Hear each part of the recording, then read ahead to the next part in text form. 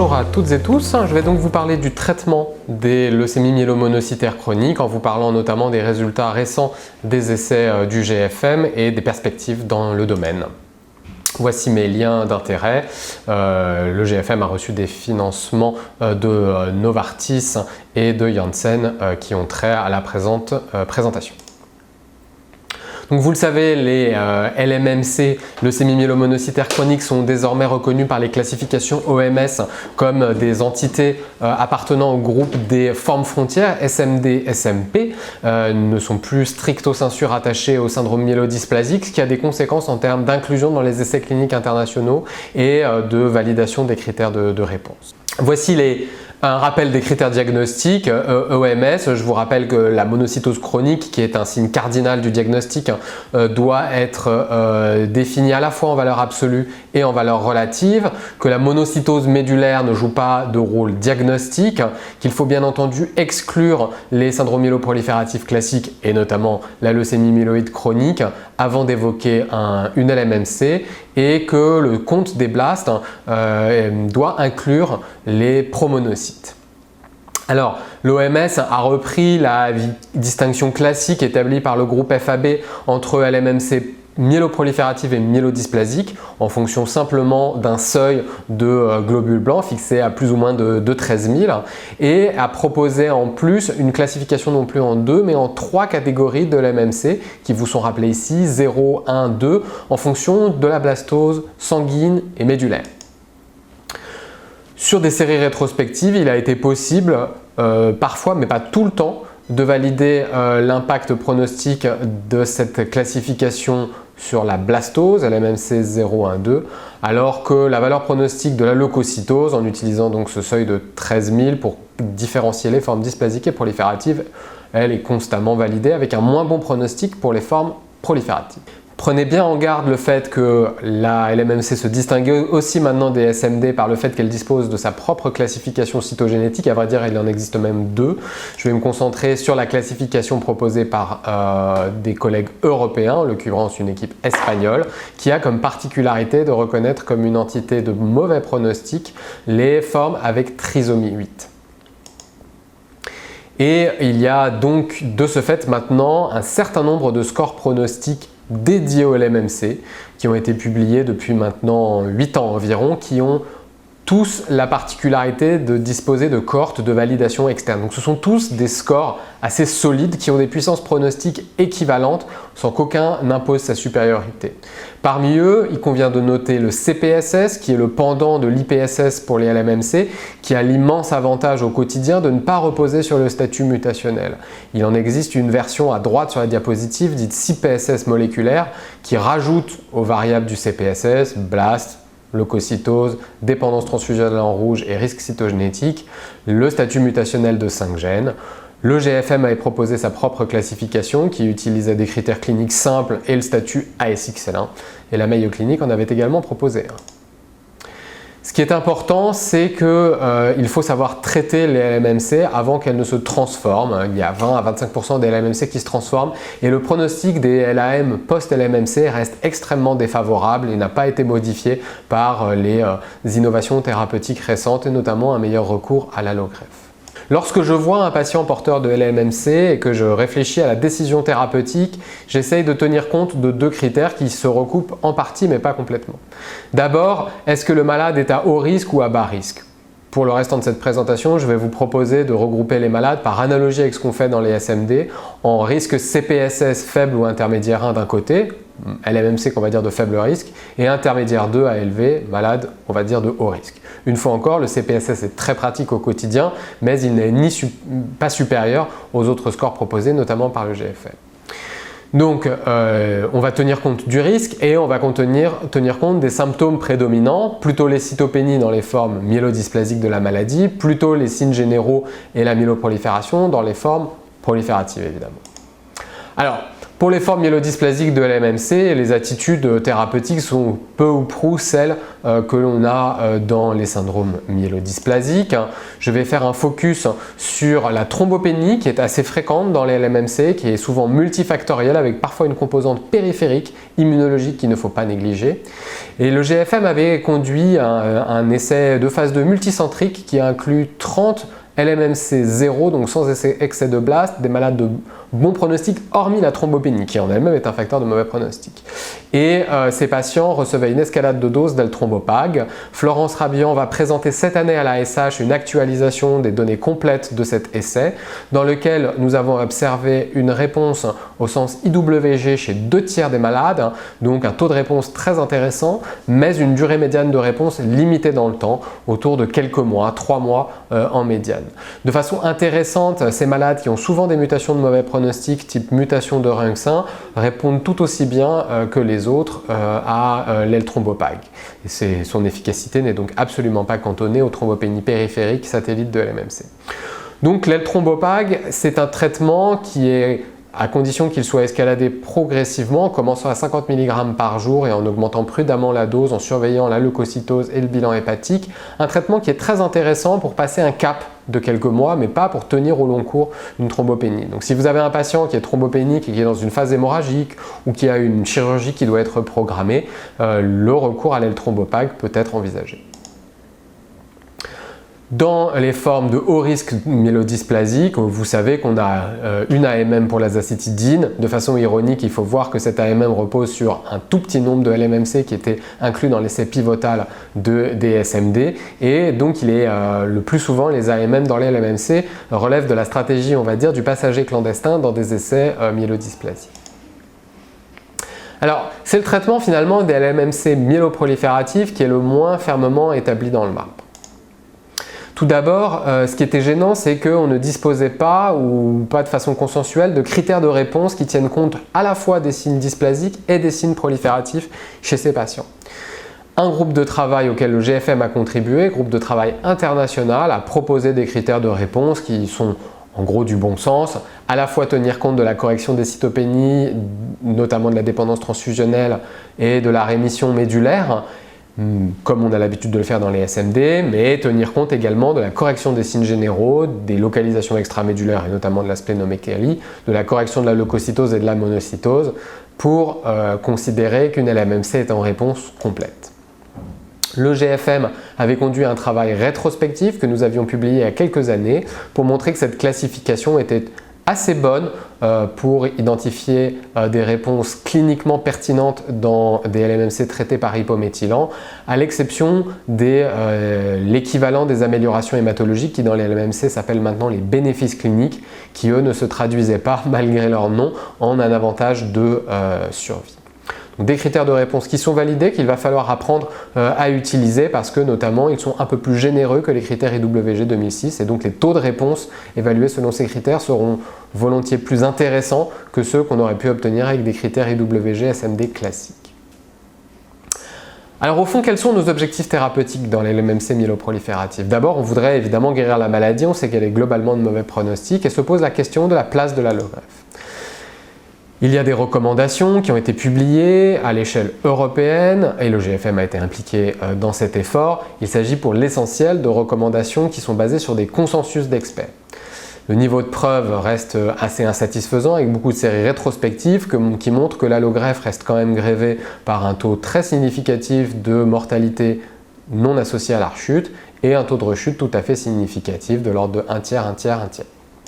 Marie Robin a récemment présenté à l'EBMT une étude qui a été faite de façon conjointe entre le BMT et le registre international des myélodysplasies auquel le GFM contribue.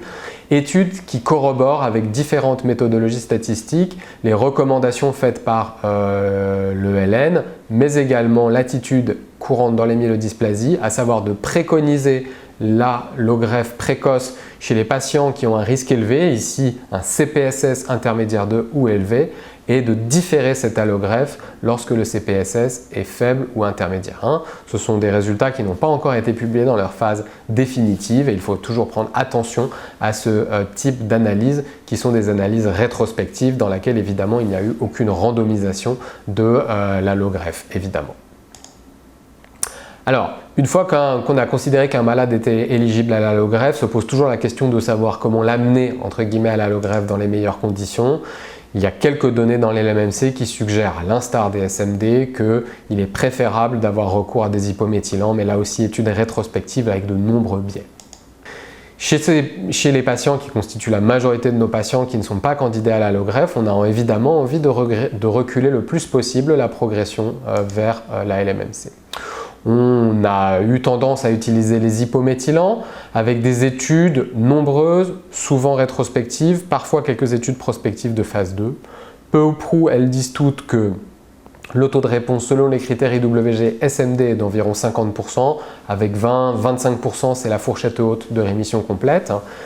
Qu'il semble que ces hypométhylants puissent contrôler les signes myéloprolifératifs, mais rappelez-vous que ce sont des essais ou des études qui ont été faites en utilisant des critères SMD et donc la correction des signes myéloprolifératifs n'était pas très bien capturée dans ces études. Et dans les séries de LMMC traitées par hypométhylants, les formes avec mauvais pronostic, avec myéloprolifération gardaient leur mauvais pronostic. Quelques comparaisons, là aussi prudentes, avec des approches type score de propension ont été faites entre des patients traités par azacitidine et décitabine sans que des différences flagrantes soient notées entre les deux hypométhylants. Le GFM avait coordonné une étude internationale pour essayer d'identifier des biomarqueurs moléculaires de bonne réponse et de survie prolongée sous hypométhylants dans les LMMC. Ces résultats corroboraient essentiellement ce qui était connu dans les SMD, à savoir que la présence d'une mutation de TET2 en l'absence de mutation de ASXL1 était associée à un taux de réponse complète et à un taux de réponse global supérieur, ainsi qu'à une survie prolongée. Il y a également des biomarqueurs plus modernes reposant sur des signatures de méthylation mais qui ne sont évidemment pas encore standardisés à l'échelle internationale. Si l'on pense que le plus important c'est de corriger les symptômes des patients parce qu'on trouve qu'ils ont des signes généraux, qu'ils sont très fatigués ou qu'ils ont une volumineuse splénomégalie ou une hyperleucocytose très élevée, on a envie de corriger cette myéloprolifération. On sait, comme vous le savez, que ces formes myéloprolifératives sont de mauvais pronostics et de façon intrigante, elles ne le sont probablement pas que à cause du risque de transformation en LAM. Il semble donc que la myéloprolifération soit associée à d'autres causes de mortalité dont la nature précise n'est pas connue. Néanmoins, on sait que les LMMC ont un micro-environnement médulaire qui est inflammatoire, on atteste des dosages de cytokines, on sait que les monocytes dans les LMMC, cela vous a été rappelé par Oriane Wagner-Ballon, sont souvent de phénotype inflammatoire, c'est vrai en cytométrie de flux, c'est également vrai en transcriptomique, et on sait que la présence de ces monocytes inflammatoires est un facteur de moins bon pronostic. Comment essayer de limiter cette accumulation de monocytes inflammatoires? Nous avons tous recours à la cytoréduction et le seul essai randomisé dédié au LMMC publié à ce jour à l'échelle internationale est un essai conduit par le GFM il y a maintenant 25 ans qui avait montré la supériorité de l'hydréa par rapport à l'étoposide orale avec un taux de réponse global de 60%, un taux de rémission complète de 20%. Ce n'étaient pas les mêmes critères de réponse, c'était des malades avec des formes avancées de la maladie, mais il est intriguant de retrouver des taux de réponse qui sont ceux retrouvés dans les séries rétrospectives d'hypométhylants. Aujourd'hui, chez qui faut-il débuter une cytoréduction à l'hydréa? Est-ce qu'il faut tenir compte d'un seuil de leucocytes, des signes tumoraux, des signes généraux? Il n'y a aucun consensus international. En tout cas, il n'y a pas de raison de se jeter sur une hyperleucocytose modérée chez un patient qui se porte comme le pont neuf. Et notamment, l'impact d'un traitement par hydréa sur l'évolution naturelle de la maladie n'est pas connu. Des quelques résultats précliniques, ou plutôt paracliniques, sur des échantillons sériés de patients suggéraient que l'hydréa n'était pas capable de freiner l'évolution clonale naturelle des LMMC avec une dominance progressive des clones les plus mutés. Ici, chez ce patient, un clone porteur d'une double mutation TET2 et NRAS. Au vu de ces résultats rétrospectifs non randomisés et de ces données biologiques préliminaires, vous savez que le GFM a initié il y a quelques années un essai auquel vous avez été nombreux à participer, qui a également inclus nos collègues italiens et allemands, l'essai Dakota. Cet essai Dakota reprenait les critères d'inclusion de l'essai de comparaison Hydrea versus étoposide orale, c'est-à-dire DLMMC myéloproliférative au sens de l'OMS, avec des critères de mauvais pronostic. Un excès de blast, des anomalies cytogénétiques, des cytopénies, une volumineuse plénomégalie ou une localisation extramédulaire. Cet essai devait randomiser 84 patients dans un bras traité par Hydrea seul et un bras avec décitabine selon le schéma classique avec la possibilité de co-administrer de l'Hydrea pendant les premiers cycles de traitement. Le critère de jugement principal de cet essai était la survie sans événement. Les événements étaient définis comme le décès, la transformation en LAM ou la progression de la maladie, à la fois sur le plan de la blastose ou des signes de myéloprolifération. Nous avons mis du temps à inclure dans cet essai, mais les inclusions se sont terminées en septembre 2019 et les résultats ont maintenant été bien analysés et vont être communiqués au congrès annuel de l'ASH cette année. Nous vous les dévoilons en quelque sorte en primeur. Il y avait donc 86 patients dans le bras Hydrea, 84 dans le bras décitabine. Il s'agissait d'une population de haut risque avec un âge médian de 73 ans, une leucocytose médiane de 35 000. Un tiers de patients avaient plus de 10% de blast dans la moelle et 20% des patients environ avaient une cytogénétique adverse. Vous voyez que l'exposition aux hypométhylants n'est pas considérable, 5 cycles seulement en médiane dans le bras décitabine. Néanmoins, le taux de réponse global était celui attendu dans le bras décitabine avec 56% de réponse globale, un taux bien supérieur à celui observé à l'Hydrea. Un taux de réponse globale également augmenté en intention de traitement à 6 cycles et ce de façon statistiquement significative avec 2 fois plus de réponses dans les LMMC que dans les MMC traités par décitabine que dans celles traitées par Hydrea, mais néanmoins des durées moyennes de réponse relativement similaires. Malgré cet avantage en termes de taux de réponse, la survie sans événement telle que définie dans le protocole n'était pas différente entre le bras Hydrea seul et le bras décitabine éventuellement environné d'Hydrea pendant les premiers cycles, avec une médiane de survie de 12,6 mois dans le bras décitabine et de 10,3 mois dans le bras Hydrea. Cette différence n'était pas non plus significative en survie globale, avec une médiane de survie de 18,4 mois dans le bras décitabine et nominalement une différence donc nominale en faveur du bras Hydrea, avec une survie médiane à 23,1 mois sans différence statistique. Il n'y avait pas non plus de différence significative en termes de survie sans transformation en LAM, ni d'incidence cumulée de transformation, sauf une tendance non significative en faveur de la décitabine en incidence cumulée de transformation. Une grande partie de l'explication tient probablement au fait qu'un certain nombre de patients, presque un tiers des patients, plus d'un tiers des patients du bras Hydrea ont pu recevoir un hypométhylant, azacitidine ou décitabine, après leur progression et après leur sortie d'études. Et il n'a enfin pas été retrouvé d'interaction entre le bras de traitement et le sous-type de LMMC, la présence d'une anémie significative ou d'une thrombopénie significative. Ainsi, ces résultats montrent tout d'abord qu'il est possible de conduire des études randomisées dans les LMMC, mais qu'il faut se placer à l'échelle internationale, ici en l'occurrence à l'échelle européenne. Cet essai nous montre de façon importante que la cytoréduction à l'Hydrea reste un traitement valable dans les LMMC prolifératives, même lorsqu'ils ont des critères avancés dans leur maladie. Il faut être vigilant aux critères de progression, y compris de la myéloprolifération, tels que indiqués dans le protocole. Et si l'on est vigilant et qu'on repère ces signes de progression tôt et qu'on intervient en plaçant le patient sous hypométhylant, il ne semble pas que cette attitude soit préjudiciable au devenir du patient, qui reste un devenir péjoratif.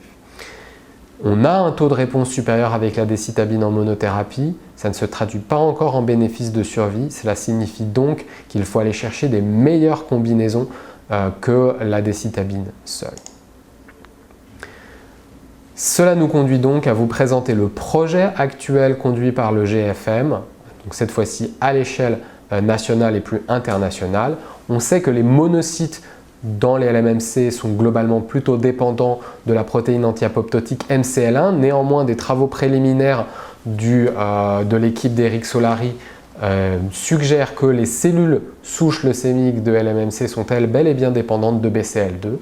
Il n'y a malheureusement aucune donnée de combinaison azacitidine-venetoclax dans les LMMC et nous nous proposons donc de conduire un essai de phase 2 après avoir conduit une petite phase de test de safety dans des LMMC que l'on va définir cette fois comme avancées sur le CPSS intermédiaire 2, que leur maladie soit myélodysplasique ou myéloproliférative, en utilisant un schéma de traitement par azacitidine classique. Rappelez-vous, comparaison rétrospective azacitidine-décitabine, pas de différence. Vous savez que l'accès à la décitabine est devenu compliqué.